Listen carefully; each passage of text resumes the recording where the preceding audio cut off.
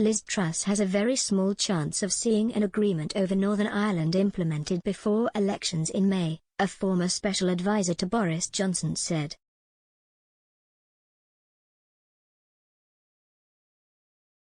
Raoul Ruparel, who has worked in the government's Brexit department, commented on Twitter that while the atmosphere and tone of negotiations between Britain and the EU have improved, the substance remains the same with very large gaps on both sides.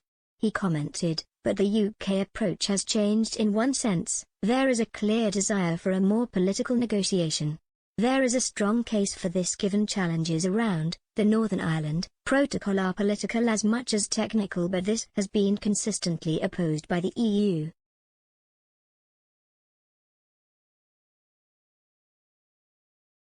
But this is all likely to be overtaken by the looming Northern Ireland elections. There is little chance of much being agreed before the campaign starts in full, not least since with a new negotiating lead things have rightly gone a bit back to first principles.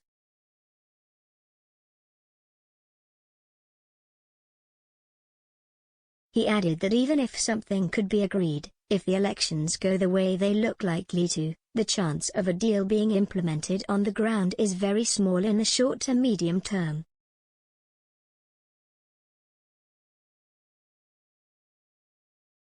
His comments come after Britain's Foreign Secretary said on Monday that the UK and European Union will continue intensive discussions to resolve the deadlock over Northern Ireland's post-Brexit arrangements.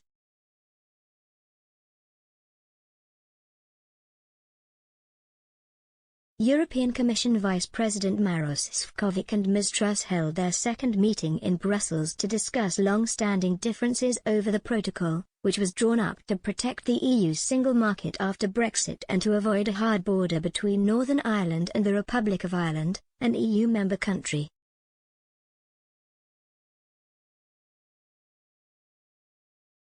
The British government argues that it causes unnecessary red tape for goods moving between Great Britain and Northern Ireland.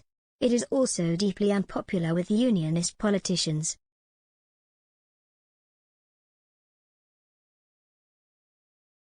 Britain is seeking sweeping changes to the protocol, arguing it hampers the free movement of goods between Northern Ireland and the rest of the UK and that it is damaging community relations.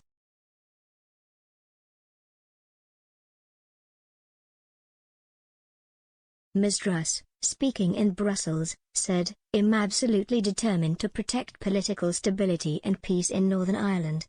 I want to work constructively with the EU to be able to achieve that, and we need to do it in short order. We've agreed to have more intensive talks."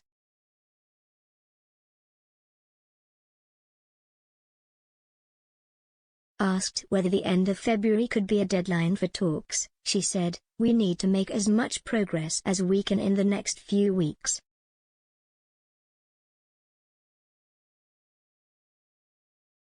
"The situation in Northern Ireland is very difficult. We want goods to be able to flow freely, that's why we need to make urgent progress."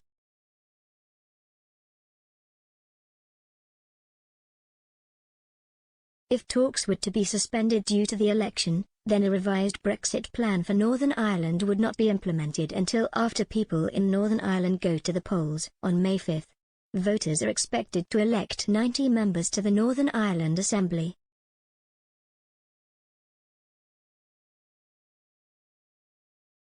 Mr Ruparel said that Sinn Féin looks likely to form the largest party, describing the response for unionist parties as very unpredictable.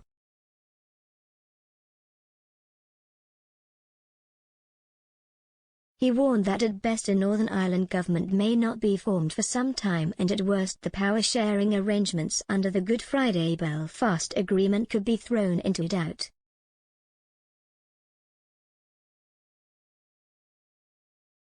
The former advisor added that in either case, the practical steps to implement the protocol or any other negotiated outcome will be very hard to enforce with no government in the region.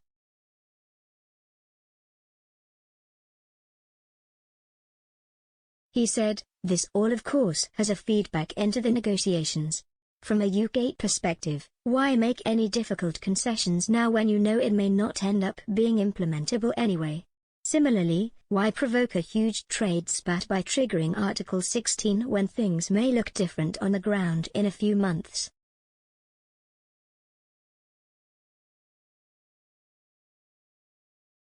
Mr Ruparel explained that the EU may see having a Northern Ireland Assembly more in favour of the protocol after the election as positive, but the bloc is also in a difficult position given it is not practicable or reasonable to end the current standstill during an election campaign or in a period of political instability.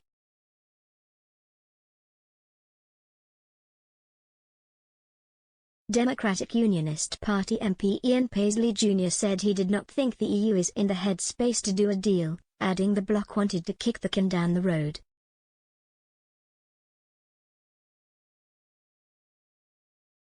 He said, "I don't think there's a real deal on the table. The protocol is disastrous. It's diverting trade away from GP. You have to have the will to fix it. Liz Truss should lead on this issue and lead very strongly."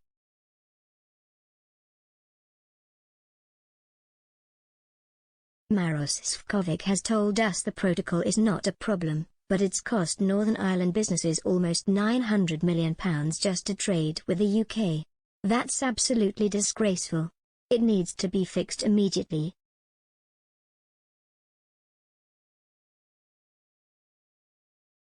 On the idea the European Union might suspend talks, Mr Paisley said, "To me, that would be an act of bad faith by the EU that wants to do everything it can to hurt Northern Ireland politically."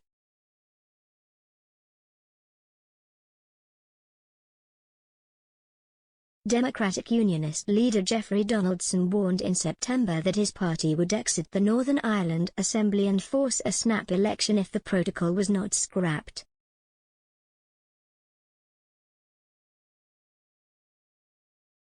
A Foreign Office spokesman said Monday's meeting between Ms Truss and Mr Sefcovic took place in a constructive atmosphere with the aim to advance the talks.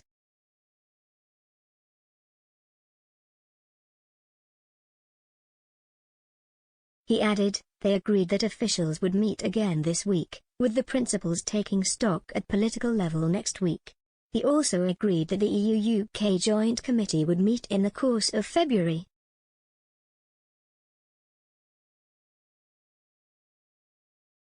They reaffirmed their shared desire for a positive EU-UK relationship underpinned by a shared belief in freedom and democracy and cooperation on common global challenges.